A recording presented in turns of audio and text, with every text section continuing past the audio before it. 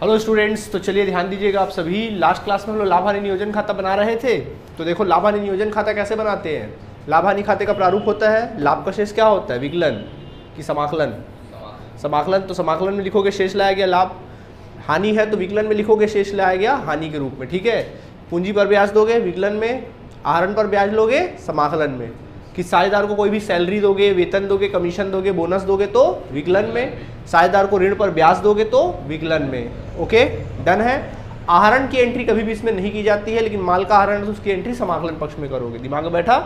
किन किन चीजों की एंट्री लाभ हानि नियोजन खाते में नहीं की जाती है, पूंजी, ऋण और आहरण, क्योंकि भाई ये सब पर्सनल खाते हैं ना। एक प्रकार से देखा जाए तो व्यक्तिगत खाते करके इसकी एंट्री लाभ हानि नियोजन खाते में नहीं होती है, क्योंकि लाभ हानि खाते में केवल व्यय और आय की एंट्री होती है। यही कारण है कि पूंजी, आहरण और ऋण की एंट्री कभी भी हम लोग इसमें नहीं करते हैं। ठीक है, तो क्वेश्चन का सिलसिला हम लोग और आगे बढ़ाते हैं, और आज क्वेश्चन क्या करेंगे, हम लोग बनाएंगे। ठीक है, आज हम लोग क्या बनाना है, क्वेश्चन क्या करना है, सॉल्व करना है।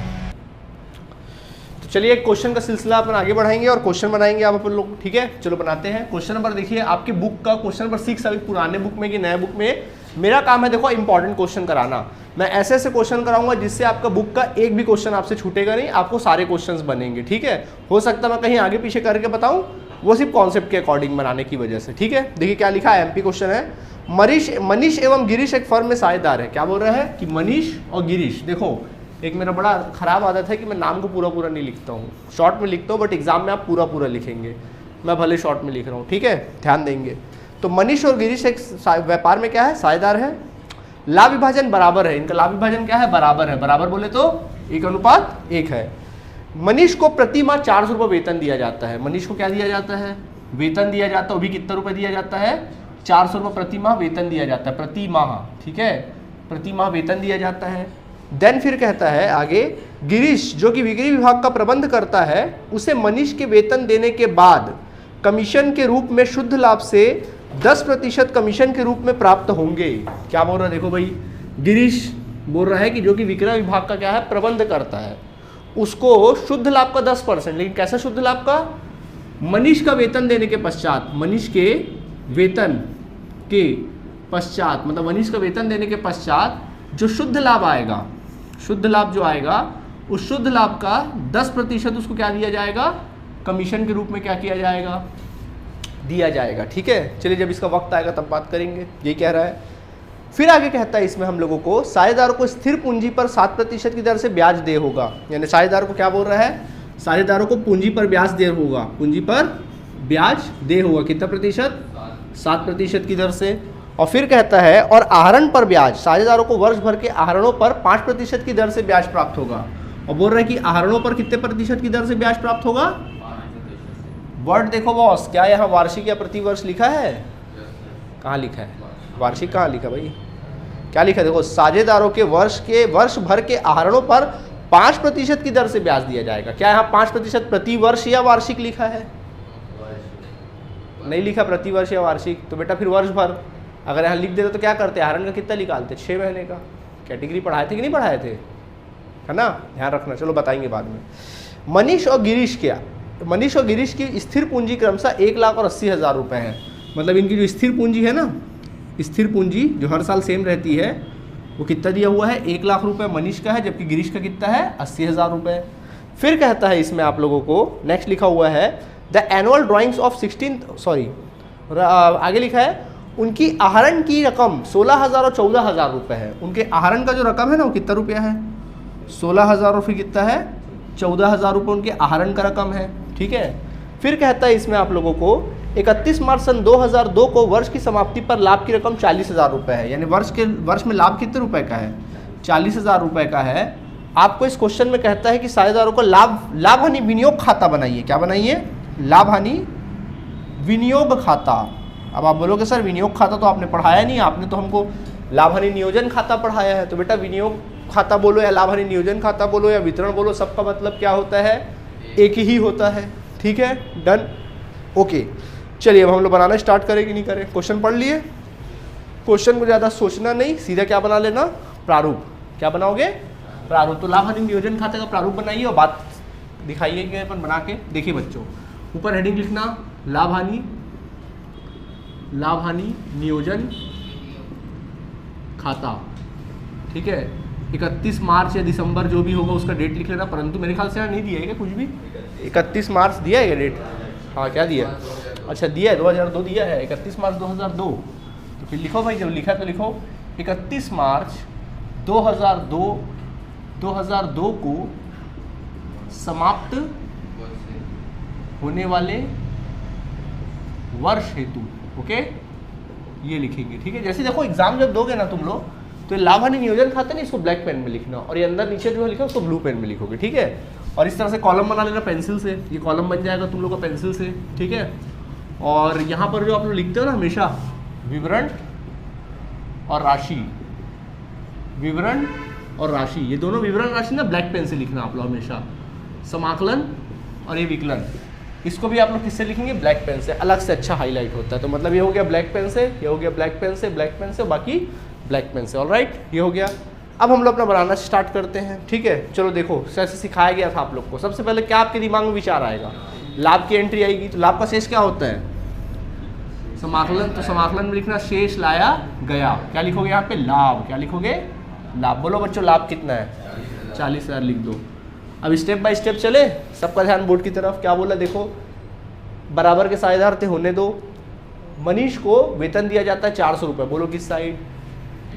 विकलन में। तो विकलन में लिखेंगे मनीष के वेतन खाते से, मनीष के वेतन खाते से। बेटा आप लोग लाभ हानि नियोजन खाता बना रहे हो तो पूरे साल भर के हिसाब से बनता है। मनीष को वेतन क्या साल भर का दे रहे हैं? नहीं सर, प्रति माह दे रहे हैं। तो 400 रुपये प्रति माह, तो एक महीने का 400, तो 12 महीने का कितना? 4,800। तो इसको 12 महीने लिखना पड़ेगा, 400 इंटू कितना? 12, तो 12 चौक 48, यानी साल भर का कितना? 4800। अगर क्वेश्चन में ये लिखा होता कि यहाँ पे सिर्फ 400 लिख देता, बोलते वेतन उसको 400 दे रहे हैं, कुछ नहीं बोलता, तो ये मान के चलते साल भर का दिया है। क्या मान के चलते? साल भर का दिया है, ऑलराइट। अब आगे बढ़ते हैं इसके बाद नेक्स्ट। फिर उसके बाद लिखा है गिरीश को वेतन के पश्चात शुद्ध लाभ पर कितना % कमीशन देना है? 10%। तो गिरीश को वेतन देना है, कमीशन देना है, बोलो कमीशन किस साइड? तो विकलन में लिखो गिरीश के कमीशन खाते से, गिरीश के कमीशन खाते से। अब कमीशन के बारे में क्या बोला है कि शुद्ध लाभ का 10% देना है, कुछ नहीं बोलता। तो क्या करते, जितना शुद्ध लाभ नहीं 40,000, इसी के खर्च से 10% निकालते और दे देते, बात खत्म हो जाती। परंतु क्या बोला है कि ऐसे शुद्ध लाभ का देना जो मनीष का वेतन देने के बाद आए, मनीष का वेतन देने के, तो निकाल के दिखाते हैं। तो अलग से वर्किंग नोट में लिखना कमीशन की गणना, क्या लिखोगे? कमीशन की गणना। तो कमीशन की गणना लिखनी है आप लोग को, लिखना पहले लिखो शुद्ध लाभ। तो देखो बच्चों शुद्ध लाभ कितना दिया हुआ है?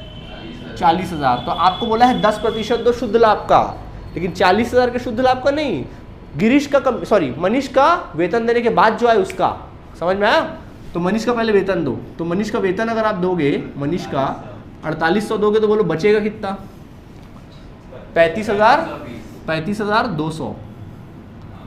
35,200 शुद्ध लाभ आया। ये ऐसा शुद्ध लाभ है जो वेतन के पश्चात है। पश्चात मतलब घटा दो, पश्चात मतलब क्या कर दो? घटा दो। 35,000 कितना आ गया? 200 रुपये। यही बोला है शुद्ध लाभ का। यही शुद्ध लाभ का कितना %? 10%। ऐसे शुद्ध लाभ का जो मनीष का वेतन देने के बाद आए। तो चलो निकालते कमीशन। तो देन कितना है कमीशन बताओ? तो शुद्ध लाभ 35,200 आया, इसी का कितना %? 10%। तो निकालो कितना आएगा? 3520। समझ आया कि नहीं आया? तो लिख देना यहाँ 3500 क्या? 20 रुपया। कोई परेशानी आप लोगों को? कितना आसान है, कोई परेशानी नहीं है। अगला पढ़ो पूंजी पर ब्याज। बोलो कहाँ लिखूँ? विकलन में लिख दूंगा। तो विकलन में लिखूंगा पूंजी पर ब्याज। बोलो बच्चों पूंजी पर ब्याज 7% बोला कि नहीं बोला? तो पूंजी पर ब्याज खाते से कौन कौन है? मनीष और गिरीश है। फटाक से देखो मनीष का पूंजी कितना? 1 लाख। 1 लाख का 7% निकालो, 7,000, ठीक है। फिर आप लोग निकालो 80,000 का 7% निकालो, 5,600। कितना हुआ टोटल? 12,000 कितना? 600 रुपये पर लिख देंगे, ऑलराइट। इसके बाद आगे बढ़ते हैं नेक्स्ट। ओके, आहरण पर 5% ब्याज है यार, बोलो किस साइड? समाकलन में। आहरण पर ब्याज क्या? समाकलन में। अब बच्चों आहरण पर ब्याज हमको निकालना पड़ेगा 5%। क्या बोलते हो, निकाले? तो आहरण पर ब्याज हमको निकालना पड़ेगा 5%। पहले तो चेक करे करो क्या ये नियमित आहरण है या अनियमित आहरण है। सर पता ही नहीं सर, दोनों आहरण नहीं है। नियमित होता तो कुछ बोलता प्रति माह निकाल रहा है, एक पर्टिकुलर डेट देता, पर्टिकुलर अमाउंट देता, परंतु ऐसा तो बोला नहीं है, ठीक है। ऐसा बोलता प्रथम महीने के प्रथम तारीख को निकाल रहा है, द्वितीय तारीख को, ऐसा बोलता। वैसा कुछ तो विशेषता नहीं दिख रही है। अनियमित आहरण में तो भैया पूरा लंबा चौड़ा लिस्ट दे देता, वैसा विशेषता भी नहीं दिख रहा है। ठीक, तो जब खाली क्या बोला 16,000, इसका मतलब ये हुआ साल भर 16,000 निकाला, ना तो डेट दिया है ना तो कुछ परिस्थिति दिया है। तो 16,000 पूरे साल भर का दिया है। तो आपको सिखाया गया था जब साल भर का आहरण दे दे तो आपको जब कंफ्यूज हो तीसरा कैटेगरी क्या था, तब आप देखना आहरण पर ब्याज के साथ अगर वार्षिक या प्रतिवर्ष देगा तो बिना बोले 6 महीने के हिसाब से निकाल देना, और नहीं देगा तो फिर साल भर का। क्या यहाँ प्रतिवर्ष दिया है वर्ड 5% के साथ, नहीं दिया तो पूरे साल भर का निकालो। क्या नाम है इसका, मनीष का। तो मनीष का कितना आहरण है, 16,000 है ना, तो 16,000 का कितना परसेंट, 5% निकालिए, कितना आएगा 800 रुपया। वैसे गिरीश का निकालो, कितना है 14,000 है, 14,000 का 5%, हाँ जी 700 रुपया। तो लिख दो सीधा 800 और 700, मनीष का और गिरीश का 800 और कितना 700। समझ में आ गया, क्यों कितना कितना हो गया 8 7 1500 है कि नहीं। ठीक है, अगर यहाँ पे वार्षिक बोल दे तो फिर 6 महीने का निकाल देते, पढ़े ऐसा कैटेगरी हम लोग। ठीक है, चलो खैर ओके, कहानी खत्म। अब आगे पढ़ो। स्थिर पूंजी, बोलो पूंजी की एंट्री होगी, नो सर। आहरण की एंट्री होगी, नो सर। लाभ की एंट्री हो चुकी है, एकदम आसान है कि नहीं। चलिए समाकलन जोड़ेंगे, विकलन घटाएंगे और लाभ को बांटेंगे। तो बांटे, क्या लगता है समाकलन ज़्यादा लग रहा है विकलन ज़्यादा लग रहा है आपको? भाई मुझे तो समाकलन ज़्यादा लग रहा है। 40 और 41,000 आया, 41,500, 41,500 इसको जोड़ो देखो, 12,000, 12 3 15,000, 15 और 4 कितना हुआ 19,000, 19,000 अलग से रख लो, 19,000 19,000, फिर उसके बाद 8 5 1300, 13 और 600 1900, 13 और 600 कितना 1920, कितना आ गया 1920, यानी 20,920, 20,920। समाकलन टोटल किए इतना आया, विकलन टोटल किए इतना आया। चलो घटाओ, 0 10 में से 2 जाएगा 8, फिर इसके बाद कितना बचेगा 14 में से 9 जाएगा 5, और यहाँ पर बच जाएगा 0 और 4 में से 2 जाएगा 2, 20,520 आंसर आएगा, चेक करेंगे 20,580, सॉरी 20,580। तो बच्चों बैलेंसिंग आया 20,580, 41,500, ग्रेटर टोटल को लिख देना 41,500, यहाँ लिखना अधिक के लाभ, क्या लिखना अधिक के लाभ, और यहाँ ब्रैकेट में लिख सकते हो पूंजी या फिर चालू खाते से, ऐसा लिख सकते हो ब्रैकेट में। ठीक है, हाँ इसी को बोलते हैं पूंजी या फिर चालू खाते से। अच्छा सुने हो कैसा, हाँ बिल्कुल बिल्कुल इसी को ही कहते हैं। ठीक है, क्या क्या नाम है, मनीष और गिरीश। कैसे साझेदार है बच्चों, बराबर के, तो आधा इसको बांटना तो आता है ना तुम लोग को। अब उसके लिए वर्किंग नोट करने की आवश्यकता तो है नहीं। जब देखो कई जगह वर्किंग नोट जब जरूरत नहीं पड़े तो भी मत लगाया करो, समझ में आया। एक समय ऐसा आएगा कि जैसे 3 नंबर का क्वेश्चन आया है इस प्रकार का, मत लगाओ वर्किंग नोट। 5 नंबर का है तो भले एक 8 छोटा मोटा पूंजी पर ब्याज या फिर लाभ हानि का हल्का फुल्का एक 8 वर्किंग नोट दे दो, जरूरी नहीं है। 3-4 नंबर का तो जरूरी नहीं है, बड़े नंबर का है तो वर्किंग नोट देना। 3-4 नंबर का तो ज़्यादा पूंजी पर ब्याज निकाल देना और लाभ को बांट देना, बस 1-2 वर्किंग नोट देना, उससे ज़्यादा मत देना। ठीक है, ओके। चलो 20,520 को बांटे, 10,290, हाँ 10,290 मनीष भैया का आया और गिरीश भैया का। कैसा लगा, है आसान, प्लीज़ नोट करिए। ओके बच्चों, अब मैं आप लोगों को बताने वाला हूँ, आपकी बुक का एग्जाम्पल नंबर 3 बतलाने वाला हूँ। It's most IMP question. देखिए क्या लिखा है कि ये बहुत IMP क्वेश्चन है, कई बार एग्जाम में आया है, एकदम सिंपल है। अमित बाबू और चारू, क्या बोल रहा है, अमित बाबू और चारू 1 अप्रैल 2006 को एक व्यवसाय हेतु साझेदार में फर्म बनाते हैं। यानी 1 अप्रैल 2006 को साझेदारी फर्म क्या करते हैं, शुरुआत करते हैं। ठीक, उन्होंने 50,000, 40,000 और 30,000 रुपये पूंजी के रूप में लगाए। तो पूंजी कितना लगाया उन्होंने, पूंजी लगाया उन्होंने 50,000 रुपये, फिर उसके बाद 40,000 रुपया और 30,000 रुपये, उन्होंने तीनों ने पूंजी लगाया। फिर कहता है वे 3:2:1 के अनुपात में लाभ हानि बांटते हैं। उनका लाभ हानि अनुपात क्या है, 3:2:1। फिर कहता है कि अमित को प्रति माह 1,000 रुपये वेतन के रूप में दिया जाता है। पहले समझो फिर लिखते रहना। अमित को 1,000 रुपये वेतन दिया जाता है, वो भी कैसे, प्रति माह दिया जाता है। ठीक है, फिर कहता है कि बाबू को 5,000 रुपये प्रति वर्ष कमीशन दिया जाता है। बाबू को 5,000 रुपये क्या दिया जाता है, प्रति वर्ष कमीशन दिया जाता है। ठीक है, फिर कहता है पूंजी पर 6% की दर से ब्याज दिया जाता है। यानी पूंजी पर ब्याज कितना है बॉस, 6% की दर से ब्याज दिया जाता है। फिर कहता है कि उनके आहरण क्रमशः 6,000, 4,000 और 2,000 रुपये है। उन लोगों के जो आहरण है ना वो है तुम्हारे 6,000, 4,000 और अंत में फिर कितने हैं 2,000 रुपये है। और आहरण पर ब्याज, आहरण पर ब्याज क्रमशः, उन पर जो ब्याज था क्रमशः कितना दिया है देख लो, 270, 180 एंड देन फिर कितना 90 रुपया है। 31 मार्च सन 2006 को समाप्त होने वाले वर्ष के लिए, 31 मार्च सन 2006 को समाप्त होने वाले वर्ष के लिए जो लाभ था वो कितना था पता है आपको? 35,660 रुपये क्या था बॉस? लाभ था। लाभ हानि नियोजन खाता बनाने बोलते हैं। मैं समझता हूँ क्वेश्चन समझ गए होगे। बना दे?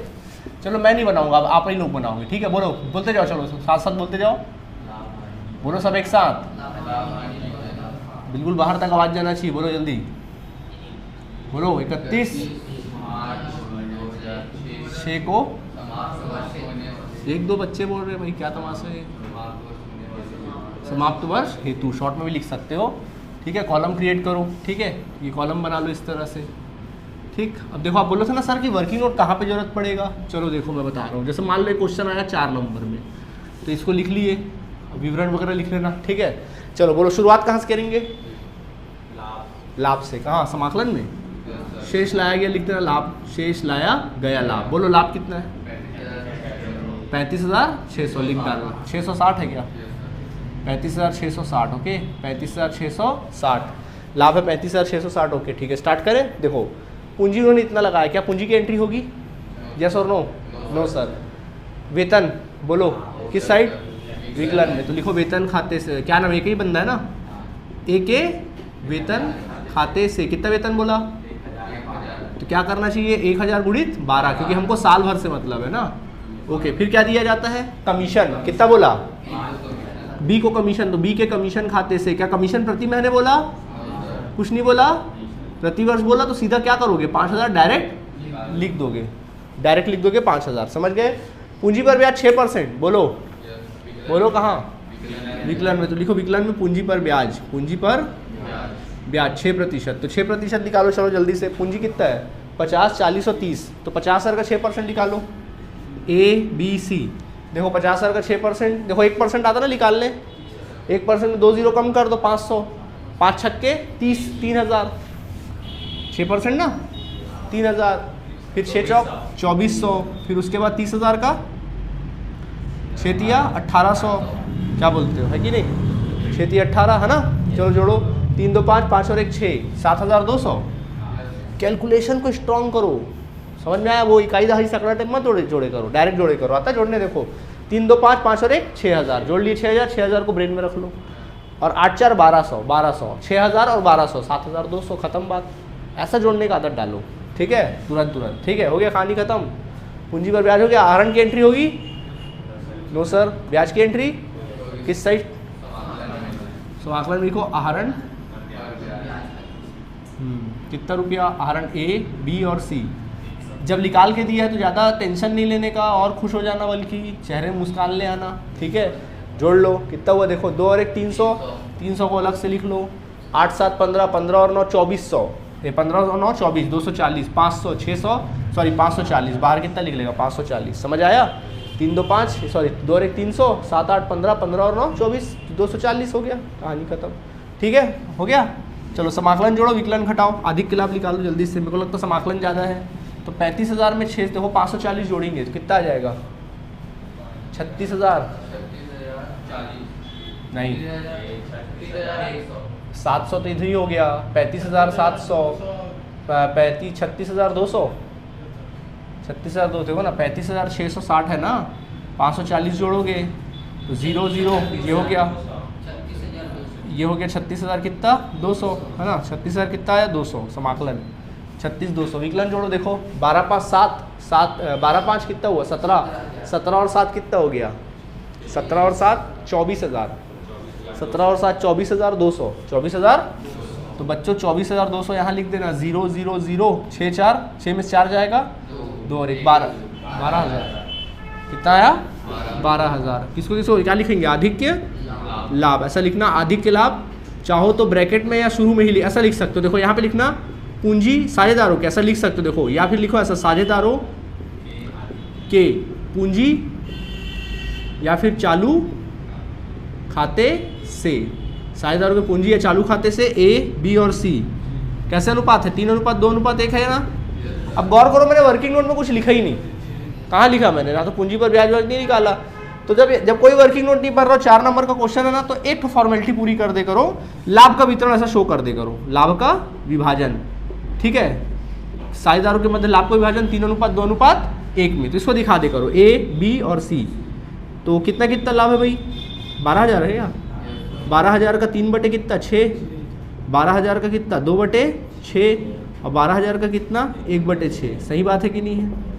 निकालो जल्दी जल्दी कितना आ रहा है, 3:2:1 नहीं था इन लोगों का साझेदारी की पूंजी, 6 कम से 6 दूनी 12, 2 तिया 6, 6,000, फिर 4,000 और फिर 2,000, ठीक है। तो 6,000 पहले वाले का, 4,000 और अंत में 2,000। क्या बोलती भाई जनता, समझ आया? प्लीज नोट करिए। ओके स्टूडेंट्स, अब आपको ना एक मजेदार क्वेश्चन कराते हैं, ठीक है। देखिए क्या लिखा है, ए एंड बी एक साझेदारी फर्म में साझेदार है। क्या बोल रहे हैं कि ए और बी एक फर्म में क्या है, साझेदारी फर्म में साझेदार है, जो लाभ हानि को 3:2 में बांटते हैं। 3:2 में क्या करते हैं, बांटते हैं। ये आपकी बुक का एग्जाम्पल नंबर 4 से बात कर रहे हैं हम लोग, ठीक है। देखिए बांटते हैं, उनकी पूंजी क्रमशः 50 और 40,000 है। उनकी जो पूंजी है ना वो 50,000 है और फिर कितनी है 40,000 रुपये है। फिर कहता है कि उन्हें पूंजी पर 5% की दर से ब्याज देना है। पूंजी पर जो ब्याज है ना पूंजी पर, वो कितना परसेंट है, 5% है।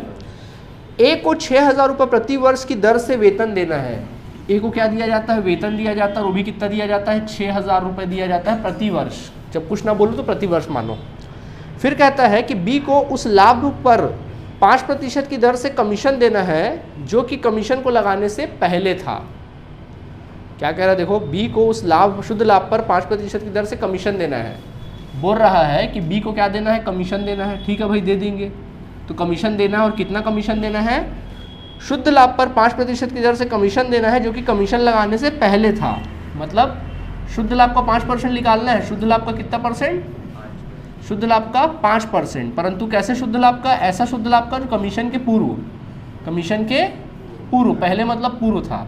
चलो जब इसका वक्त आएगा तब बताएंगे, ठीक है। फिर आगे कहता है, इसके बाद शुद्ध लाभ साझेदारों में बांटना है। इसके बाद शुद्ध लाभ को साझेदारों में बांटना है। 31 दिसंबर को इन साझेदारों का जो शुद्ध लाभ था वो 80,000 रुपये था। क्या बोल रहा है कि, एक सेकंड ना, अच्छा पूरा लिखा है। इसके बाद शुद्ध लाभ को साझेदारों में बांटना है। 31 दिसंबर सन 2012 को समाप्त होने वाले वर्ष के लिए वर्ष का लाभ पूंजी पर ब्याज, वेतन और कमीशन काटने से पूर्व, ओके, 80,000 रुपये था। हाँ ठीक है, पूर्व बोले तो डरने की जरूरत नहीं, बाद बोलता तो डरने की जरूरत है। पूर्व मतलब इसको घटाया वटाया नहीं गया, कुछ एंट्री वेंट्री नहीं हुई है। बाद बोलता मतलब एंट्री हो गई है, तो वहाँ डरने की बात है। पूर्व बोले तो डरने की बात नहीं है। क्या बोल रहा है, पूंजी पर, पूर्व मतलब होता है पूंजी पर ब्याज, पूंजी पर ब्याज, वेतन, कमीशन देने के पूर्व कितना रुपये था, 80,000 था। तो पूर्व बोलने से पहले आपको डरने की जरूरत नहीं है। हाँ बाद बोलते जरूरत है। अब आप बोलोगे सर बाद में डरने की जरूरत क्यों है, बाद बोल दिया मतलब उसकी एंट्री आपके लाभ हानि नियोजन खाते में हो गई है। मतलब उस अमाउंट, उस लाभ में से वो अमाउंट क्या हो चुका है, घट चुका है।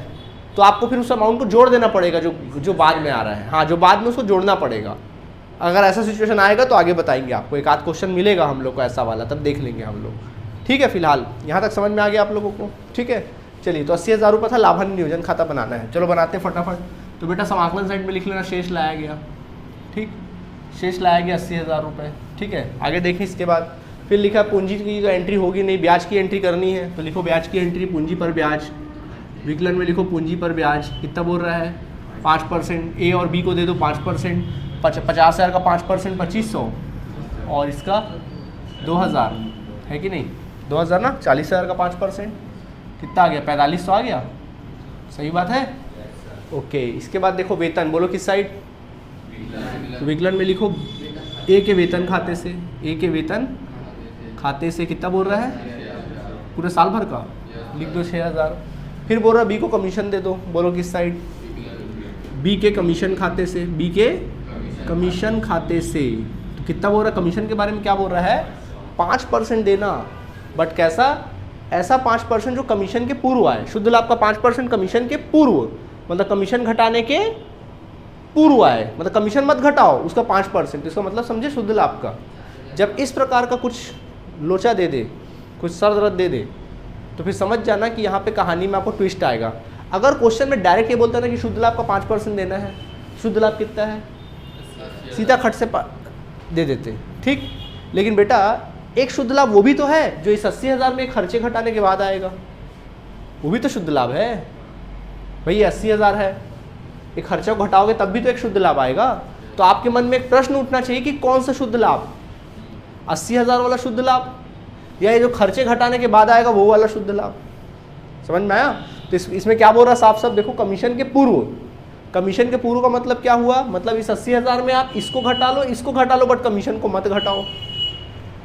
समझ आया? इसका मतलब ये बोल रहा है कि शुद्ध लाभ किसका शुद्ध लाभ 5%, ऐसे शुद्ध लाभ का 5% जिसमें 80,000 में से आप ब्याज भी घटा दो, वेतन भी घटा दो, जो लेकिन कमीशन मत घटाओ, जो आएगा उसका कितना परसेंट, 5%। ये कहने का मतलब है। अगर ये वर्ड नहीं लिखता, खाली शुद्ध लाभ का 5% बोलता, आंख मूंद के 80,000 रुपये का निकाल देते 5% और लिख देते। बट यहाँ बोला कमीशन के पूर्व, मतलब इसका ये हो गया, मतलब कहानी में ट्विस्ट आ गई। मतलब इसके कहने का मतलब ये है कि आप ब्याज घटा लो, वेतन भी घटा लो, जितना लाभ आएगा उसका 5% निकाल डालो। अब आया समझ में बात की नहीं आया? ठीक है, तो देखो हम लोग लिखेंगे कमीशन की गणना। कमीशन की गणना क्या बोला है कमीशन के बारे में? कमीशन के बारे में बोला है शुद्ध लाभ का शुद्ध लाभ का और ऐसा शुद्ध लाभ का ब्रैकेट में लिखना कमीशन के पूर्व, ऐसा शुद्ध लाभ जो कमीशन घटाने के क्या है बाद के पहले आए का 5%, किसका का 5%। ठीक है, चलो कमीशन निकालते हैं। तो देखो शुद्ध लाभ कितना दिया है, 80,000 दिया है। उस 80,000 में से सबसे पहले क्या घटाओगे, कमीशन। तो कमीशन घटा लो उस 80,000 में, सॉरी कमीशन नहीं, पहले क्या घटा लो, खर्चे घटाओ। क्या है खर्चे, ब्याज है, ब्याज घटा लो। कितना दिया ब्याज, 4500, इनर कॉलम में लिखना 4500। फिर क्या घटाओ, वेतन 6,000, कुल मिला कितना हुआ 11,500। घटाओ कितना आएगा, 10,000 घटाओगे, अच्छा 10,500, कितना रहा 10,500, हाँ जी 70,000, 69,500। ये आ गया शुद्ध लाभ 69,500। देखो ये ऐसा शुद्ध लाभ है जो कमीशन के पूर्व शुद्ध लाभ है कि नहीं? मतलब ऐसा शुद्ध लाभ है जिसमें सारे खर्चे आपने घटा दिए, सिर्फ कमीशन भर को नहीं घटाया है। और कैसे घटाते, कमीशन तो पता ही नहीं था, ठीक है, चाह के भी नहीं घटा सकते थे। खैर, तो अपन लिख सकते थे कमीशन बराबर क्या बोला है, शुद्ध लाभ का 5%। तो शुद्ध लाभ कितना है 69,500 का 5%। चलिए निकालिए 5%, 10% निकालो, कितना आएगा 6950 आएगा कि नहीं आएगा? इसका आधा कर दो, 6 का आधा 3,000, 900 का आधा 450, 50 का आधा 25, 5, 7, 4, 3,475, 3,400 क्या बोलते हो, ये आ गया 3,475। आगे काम स्वयं कर पाओगे कि नहीं कर पाओगे? 80,000 में से तीनों को निकाल लोगे, घटा लोगे, अधिक लाभ आएगा, स्वयं बांट लोगे। ए अनुपात बी में, ए और बी में 3:2 में बांट लोगे कि नहीं बांट पाओगे? चलो आगे काम आप लोग स्वयं करेंगे। समझ आया? तो ये क्वेश्चन हमने आपको क्या कर दिया, बतला दिया। आगे की कहानी हम लोग नेक्स्ट क्लास में कर लेंगे, चलेगा? चलिए, थैंक यू बच्चों। अभी फिलहाल एक काम करिएगा आप लोग, क्वेश्चन नंबर ना आप लोगों से आपके बुक का कम से कम 6-7 क्वेश्चन तो बन ही जाएगा। अच्छा, कई बार क्या करता है, सुनो एक बात, सुनो ध्यान से सुनो। कई बार क्या करता है, जैसे अनुपात हम लोग को देता है ना, कई बार थोड़ा पुटांग टाइप का दे सकता है अनुपात। जैसे हमको क्या देगा, अनुपात देगा A B C तीनों साझेदार था बोलेगा, और अनुपात देगा कि वो लोग 1/2, 1/4, 1/4 के साझेदार है, ऐसा बोल देगा। ठीक है, तो आप बोलोगे सर अनुपात तो हमेशा इस प्रकार देता है, ये कैसा दिया है? तो बेटा जब ऐसा देगा ना तो आपको फिर उसको नॉर्मल अनुपात में कन्वर्ट करना पड़ेगा। ठीक है, कैसे कन्वर्ट करोगे? इसमें देखो हर दिया है, अंश दिया और क्या दिया है, हर। तो क्या करना, सबसे बड़ा हर क्या है, 4 है ना, और सबसे छोटा हर क्या दिख रहा है, 2। अब एक काम करना कि आपको कोशिश करना है कि इसको छोटे हर को बड़े हर जो 4 नहीं दिया है, मतलब सभी को 4 के मतलब हर को 4 के रूप में बदलना है। तो ये दोनों तो ऑलरेडी बदला हुआ है 4 के रूप में, तो 2 में ऐसा क्या करोगे कि वो 4 के रूप में बदल जाएगा, 2 का गुणा कर दोगे। तो बेटा अगर हम लोग इसमें 2 का गुणा कर दे तो 4 में नहीं बदल जाएगा वो भी। तो अगर 2 का गुणा नीचे करोगे तो नियम है कि 2 का गुणा भी ऊपर करना पड़ेगा। तो क्या होगा फिर, 2 एकम 2, 2/4, 1/4 और 1/4। अब अनुपात आया कि नहीं आया, 2 अनुपात 1:1, 2 और 1 3, 3 और 1 4। नहीं आया समझ में? तो जब कभी ऐसा सिचुएशन आए तो ऐसे ही डील करना आप लोग। मतलब अगर हर असमान है तो उसको पहले क्या कर लेना, समान। हालांकि ऐसा क्वेश्चन मैं बताऊंगा आप लोग को आगे चल के। क्लियर है आप लोगों को? ठीक है, चलो थैंक यू।